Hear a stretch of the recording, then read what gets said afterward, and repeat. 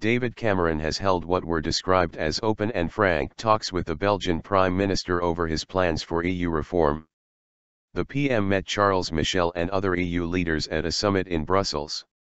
Mr. Michel said he respected the UK's decision to hold a referendum on its EU membership, but also warned against discrimination of European employees under any reforms to welfare. Mr. Cameron has said he is content with the reception from leaders so far.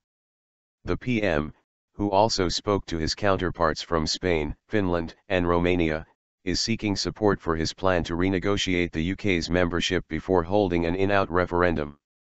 He has said he wants to speak to all 27 EU counterparts about his agenda for reform and to set out the UK's intentions before they gather for next month's European Council meeting. Free movement. Mr. Cameron is pressing for changes including restrictions on welfare entitlements, greater powers for national parliaments and an opt-out for Britain from the principle of ever closer union.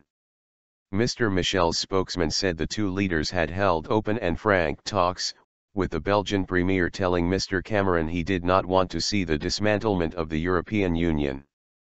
In Belgium we believe that the principle of free movement of workers is very important, that non-discrimination and equal rights for European citizens are very important, he said. And on these issues, we hope to find agreement in the negotiations. Former Belgian Prime Minister Guy Verhofstadt told the BBC's Daily Politics other countries wanted to see their own reforms. It's not only about the wish list of David Cameron. It's going to be a global renegotiation, he said. Mr. Cameron has already held talks with the leaders of Europe's two largest economies, Germany's Angela Merkel and France's François Hollande, as well as the European Commission President Jean-Claude Juncker and European Council President Donald Tusk.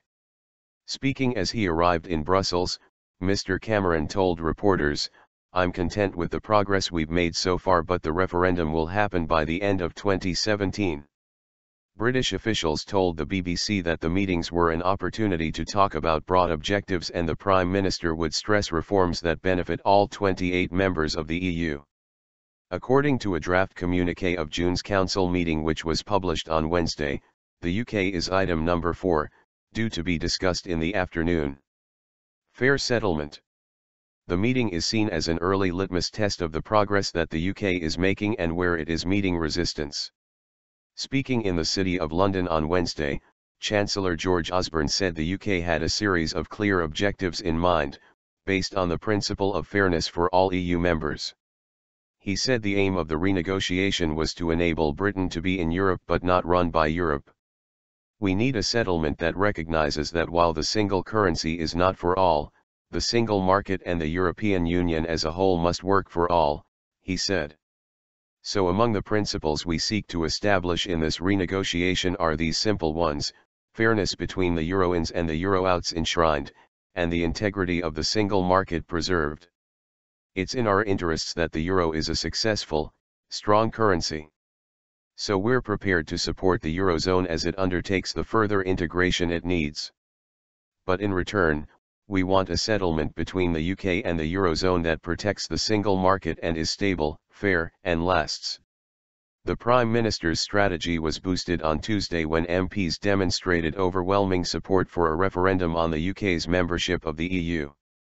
A bill authorising a referendum by the end of 2017 cleared its first parliamentary hurdle, with a majority of 491, although MPs from all sides expressed reservations about issues ranging from the franchise and the likely date of the referendum to rules on government publicity in the run-up to the vote.